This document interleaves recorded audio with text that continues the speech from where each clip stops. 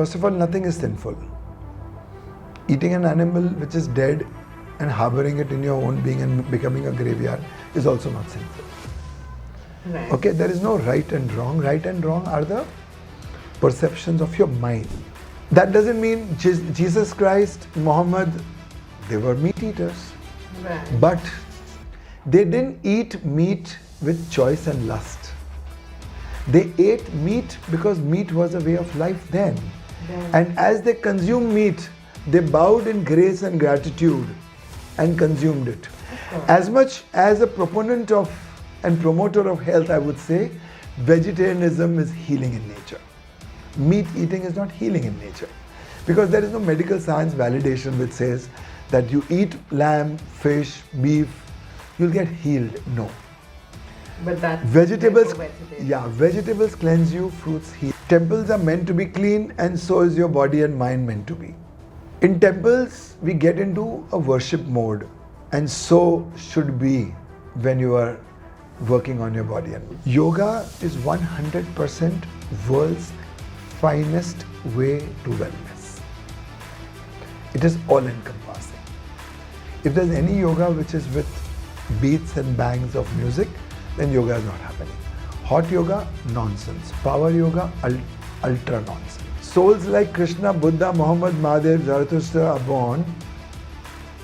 They are born out of being in love, not doing sex. But in sex, you attract any kind of soul. But in love, you only attract elevated souls.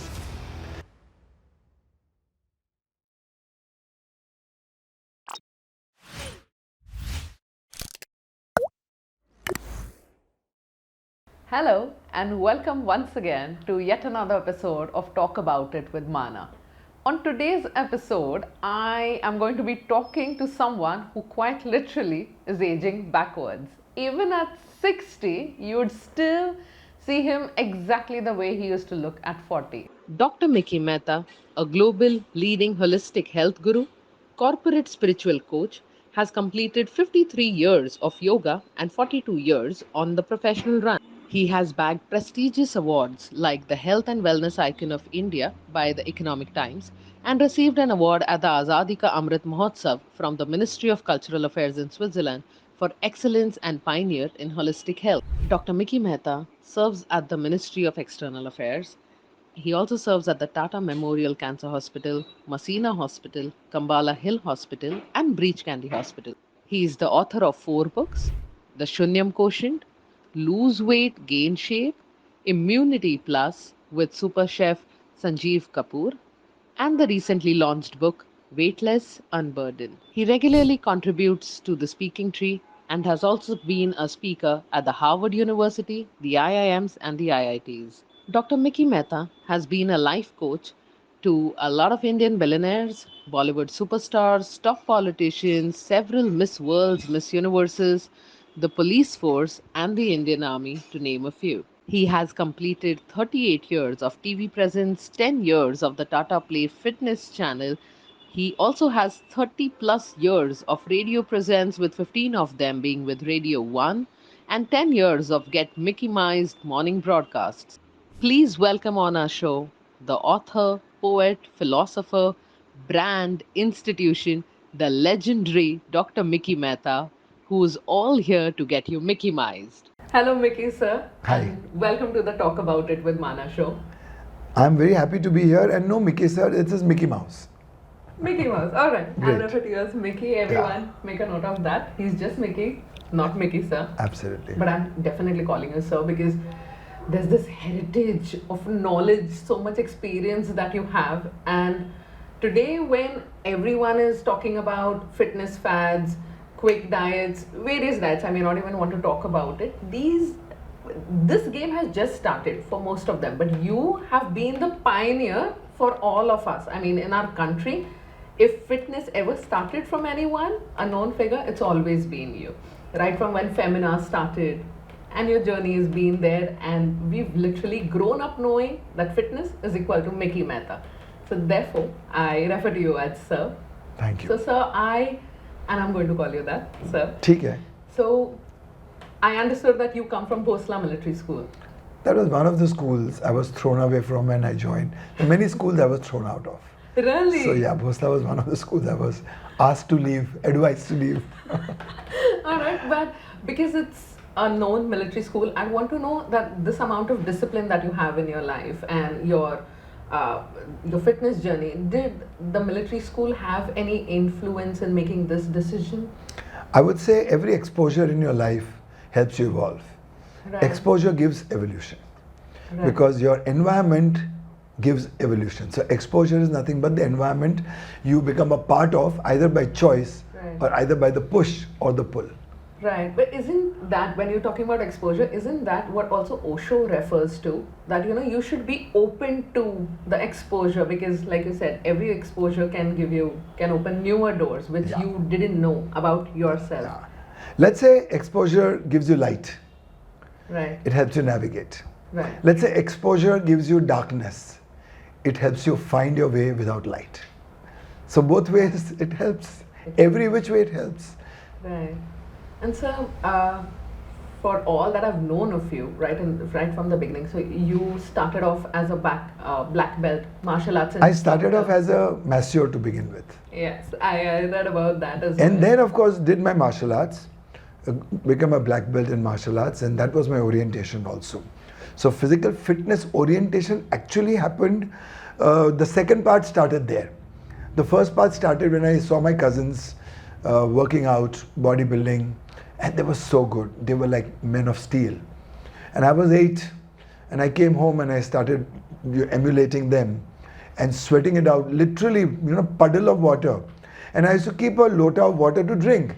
Right. So once my brother-in-law pointed out that you are taking that lota of water, pouring it on the floor and showing people how much you exercise. And I said, no, this is my sweat. And all of this at 8, you started? 8, yeah. Then I wanted to join a gym. And I told my mother, and my parents' salaries those days was 150, 200 rupees each. And the That gym would and the gym membership was maybe a couple of thousand a year. Oh, So they said we can't afford. So, and the gym people also said you're under age. of course. So both the dilemma. Then they said, why don't you buy some equipment? So I told my mother. So mother said, what, the set of equipment will cost a few thousand again, Right. or whatever. Yeah. So I said, look, your sister is doing very good exercise. She was in JB Patil. Why don't you see what? And my sister used to, I used to always see her getting into Bhujangasana and getting her feet and touching it to her head, and getting into 180 degrees split. Beautiful. So I said, okay. Then I started exercising, doing yoga. So now it's almost 52 years Right. that I've been doing this. But so then from a formal form of workout to yoga, naturopathy, and more of a natural way of healing, how did this transition happen? In 1984, if I'm not mistaken, I saw this advertisement for a nutritional program, which was going to get conducted by Dr. Vijaya Venkat and Dr. Kavita Mukhi. They were pioneers of vegan nutrition. Can you believe it? Back in 84? Worldwide. Wow. And I did that program, and I was the first batch graduate. Oh, I had a choice to become a nutritionist. I was a favorite of Madam Kavita Mukhi and of Madam Vijaya Venkat. Truly a favorite. And I took it so seriously. But then I said, okay, only nutrition, rather, I was doing martial arts also. I was a masseur also. Then I said, why not expand a little more into the ambit of and the orbit of Right. wellness. right. So it occurred to me, the word holistic health, I read somewhere in the dictionary, and occurred to me. Right. And I introduced holistic health not just in India, but in Asia. We are so glad you did not just stick to nutritionist, being Yeah. a nutritionist, and that you expanded. So this exposure of this program which I did with these ladies at KC College. After which I went through Dr. Bolar's naturopathy understanding and wisdom and did some courses with him. Then yoga happened to me further as a formalized way of doing yoga. One was at home Yeah. because of practicing, your sister. yet I was doing that. But when did this happen? When did yoga happen to you? Which I would year? say that while I was doing martial arts and growing in that, a part of martial arts was meditation. Oh. being silent, observing yourself, observing your thoughts, observing your head, observing your heart, seeing the bridge between the head and the heart, seeing the meaning between the inner voices, seeing the conflict between the inner voices, and being able to discriminate and identify. Right. And then, of course, yoga happened. So then I got deeper into yoga, learning yoga. Yeah. One was doing yoga, Yes. and one is learning and growing with yoga.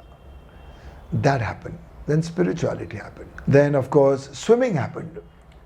When I was in Bosla, in 24 hours, and that made its name into the Limca Book of Records. Limca Book of Records, and I mean, my first claim to fame. Of course, in 1983, 84, I was on a cover of a magazine called Chitralekha. Oh. Yeah, because I was a health club manager at Ramada in Palm Grove with a 1,200 rupees salary back then. Yeah. And my members were the Chitralekha promoters, Mr. Maulik Kotak family. So that was my first. Yeah. And then while I was at Palm Grove, I also was reading up a lot on fitness, Then it just happened I went to Oman. I got a job. My friend took me to Oman and gave me a job at his hotel. From there I came back and joined Oberoi Hotels. Yeah. When I joined Oberoi Hotels, by that time I'd learned a lot, read a lot, and practicing a lot. Right.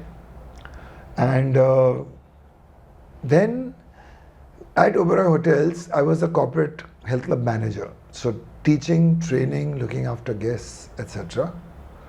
And then the opportunity of writing for newspapers like Midday happened. Okay. Afternoon happened. Wow. Times of India happened. So there used to be Saturday Times. Yes. So I started writing for Midday. So the Midday guy who gave me a break for my first column was Krishna Warrior. Okay. The gentleman who gave me a break in afternoon was Mr. Behram Contractor. The then Busy Bee, the world famous Busy Bee. And Saturday Times of India, I got a break.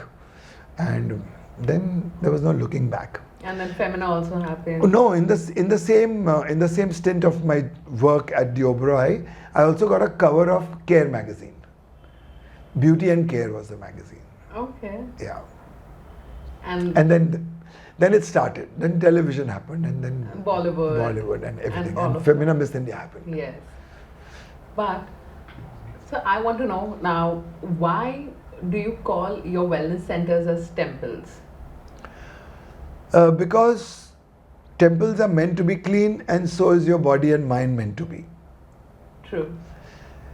In temples, we get into a worship mode, and so should be when you are working on your body and mind.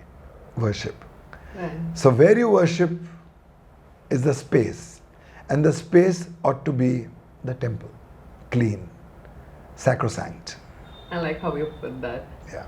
And you also think that yoga is way better, that form of a workout, than gym. Yoga is 100% world's finest way to wellness. It is all encompassing. Yoga is meant for evolution of mankind. Right. Yoga is confluence of two polarities. You know, cathode, anode, plus, minus, yin, yang, Shiv, Shakti, Chandra, Surya, Ida, Pingala, Nadi. Yeah. So yoga is a confluence. Yeah. And in this confluence, yoga is the equalizer, Right. neutralizer. So yoga neutralizes the yin and the yang, and a new reality is born always out of yoga. So yin doesn't remain yin, yang doesn't remain yang. Chandra doesn't remain Chandra, Surya doesn't remain Surya. When both come together, a new reality is born. When Yamuna comes from here and Ganga comes from here, at a point in Prayag, they meet, Sangam point, and Saraswati is born. Right. So yoga births new reality out of confluence of balance, of equilibrium. Number two, yoga is also a prefrontal cortex consonance of all the minds with the cosmic mind.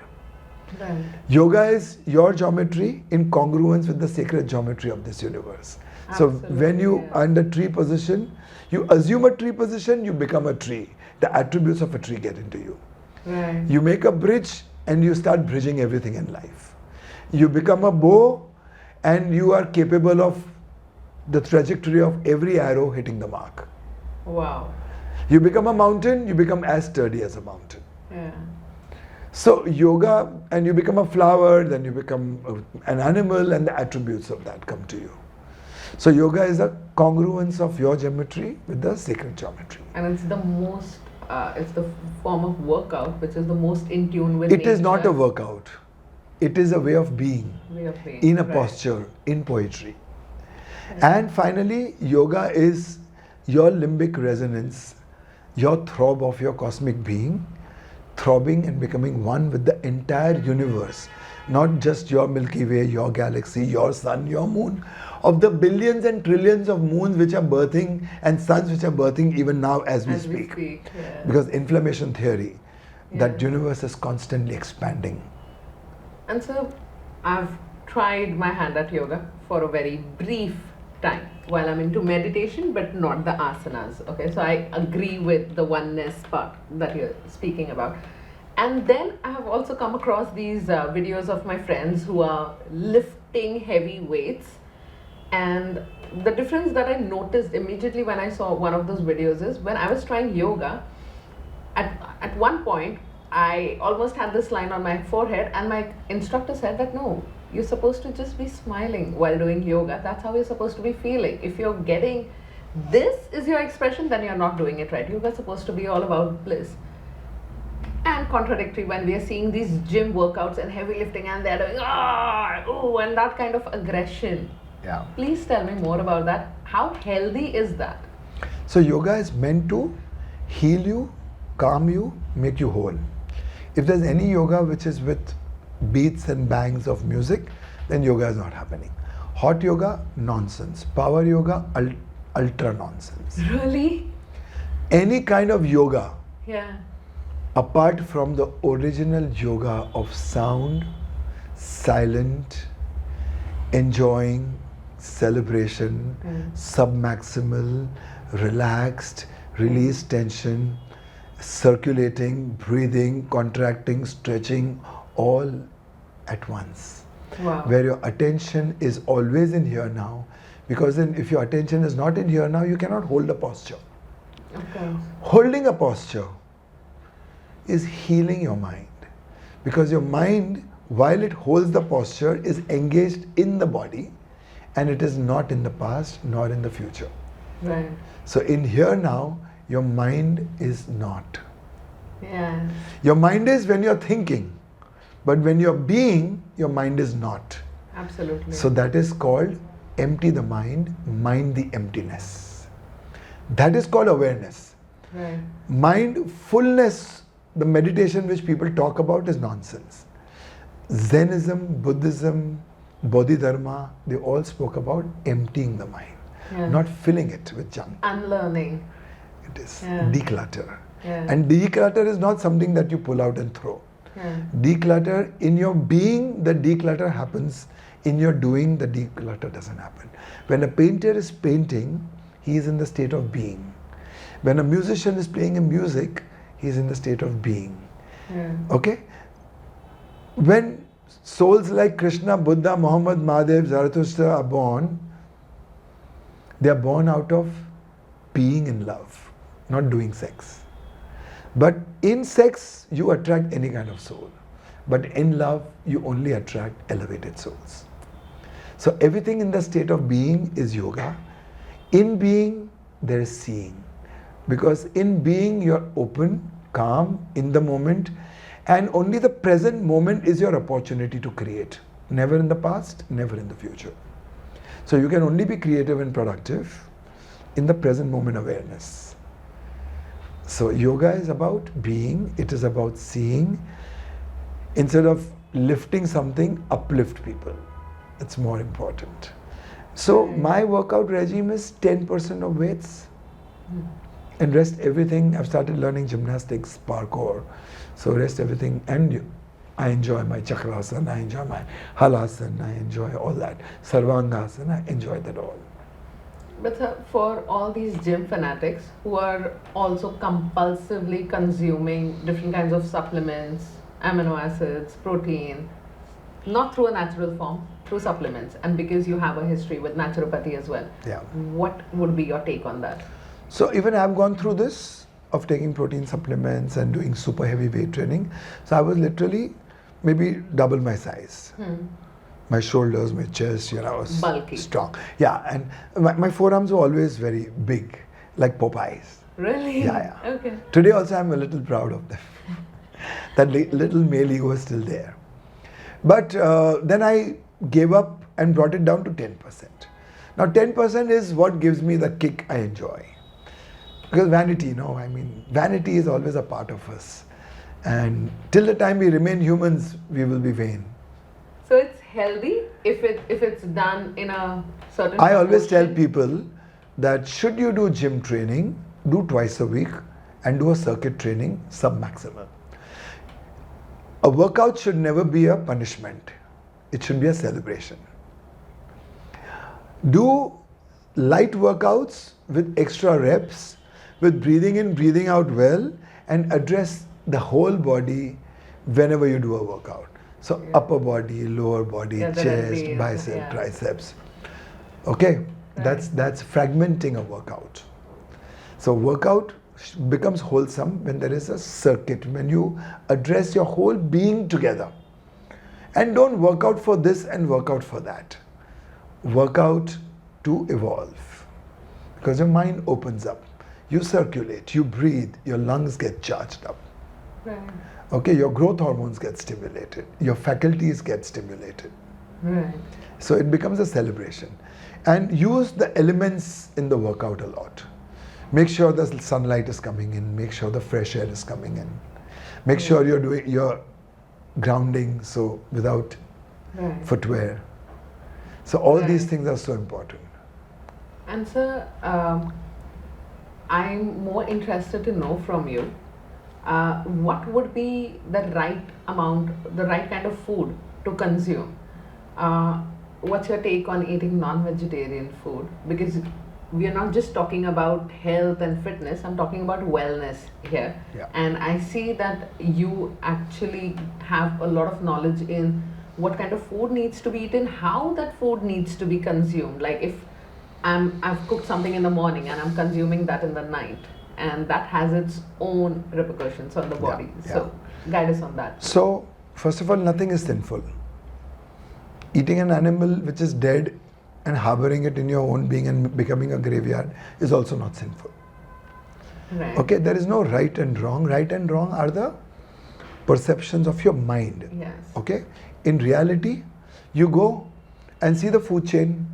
Animals kill animals and eat. Right. As an elephant walks, he tramples over cockroaches and ants.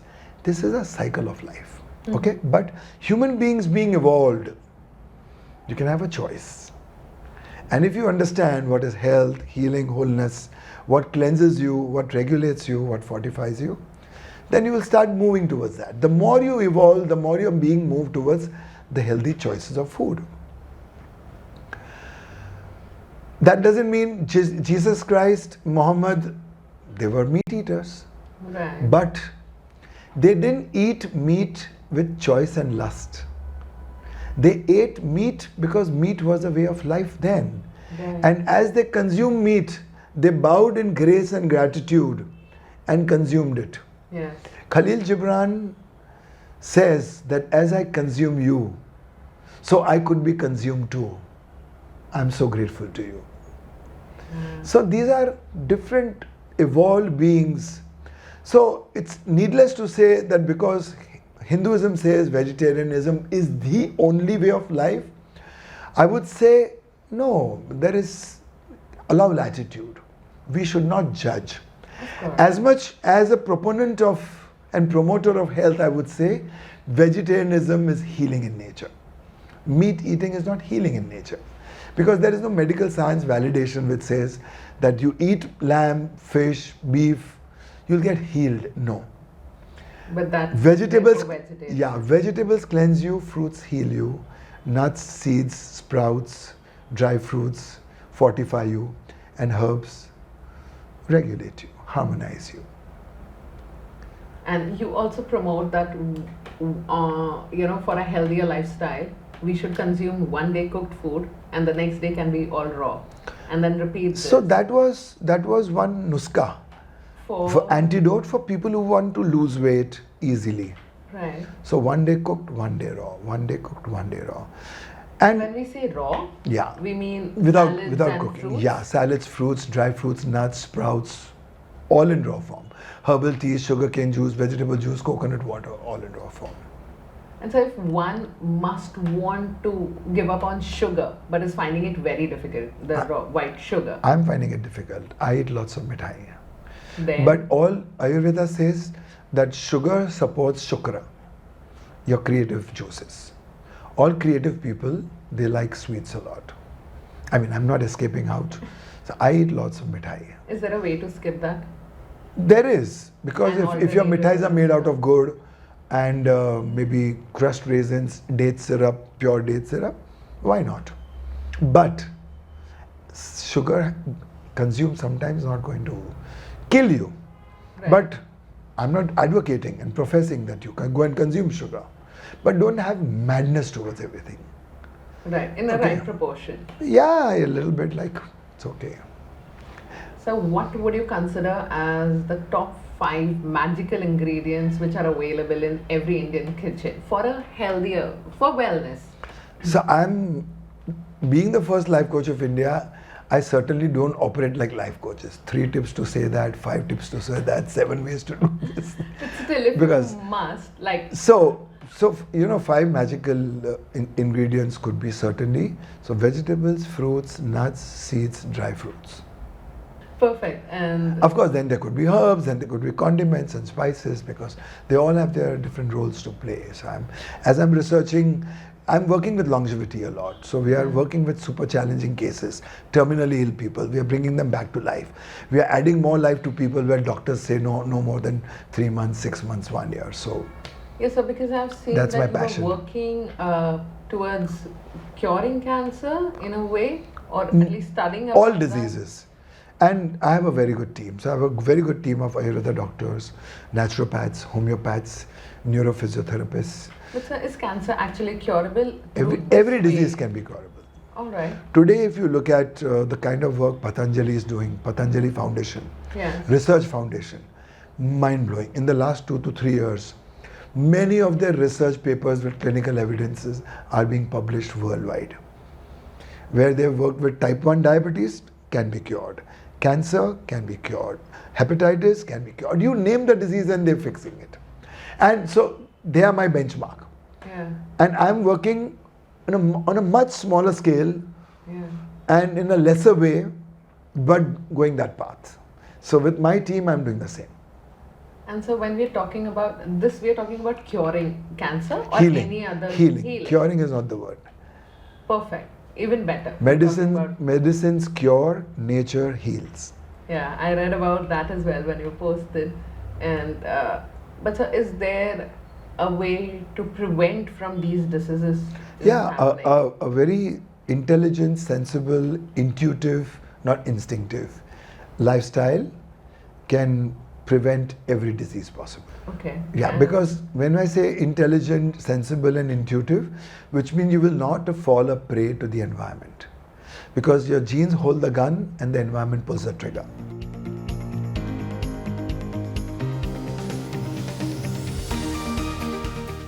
Which is why when we work with new brides and new husbands to be, we work on their genetic edit. So that you clean yourself to a level that your genetic pattern, memory is erased and a new memory is formed. 96 hours is just what it takes for your genes to begin to express in a new way, if you change it consciously. Law of attraction, manifestation, everything is Indian. Rig Veda. We are what our deepest desires are. As are our desires, so will be our will. As will be our will, so will be our intentions. As will be our intentions, so will be our deeds. And as will be the deeds, so will be our destiny. Rig Veda. This teaches you the best. Meditation, observation, understanding. Because in meditation, you become a listener. And you listen and everything occurs to you. When you're silent, things occur to you. You get into the quantum dimension, which is emptiness, blank. So the neutral point, the shunyam quotient. Yes. So wherever you go, you have to pass through shunyam. When you the flow shift of the gear, first to second you have to pass to neutral, second to third you have to pass to neutral, third to second you have to pass to neutral. Yeah. If you're aware of the neutral point, you'll become a creator and a co-creator.